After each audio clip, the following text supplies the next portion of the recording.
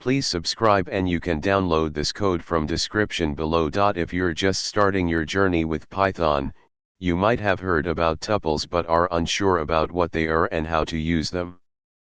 Don't worry, this tutorial will explain tuples in Python and provide you with code examples to help you understand them better. A tuple is a data structure in Python that is similar to a list. However, unlike lists, tuples are immutable, which means you cannot change their contents once they are created.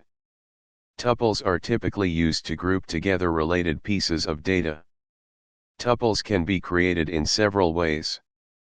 You can also create a tuple without parentheses by simply separating values with commas.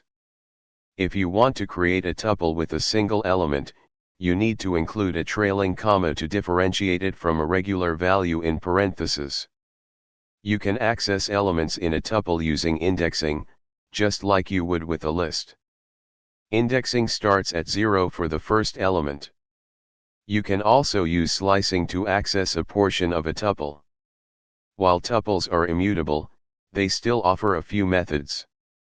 You can iterate through a tuple using a for loop. Tuples are useful in situations where you want to store a collection of items that should not change.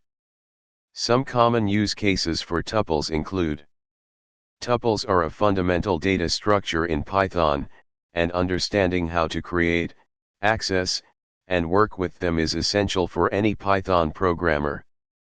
They offer immutability, which can be advantageous in certain situations where you want to ensure data integrity. As you continue your Python journey, you'll find many more uses for tuples and other data structures that Python provides. Happy coding! ChatGPT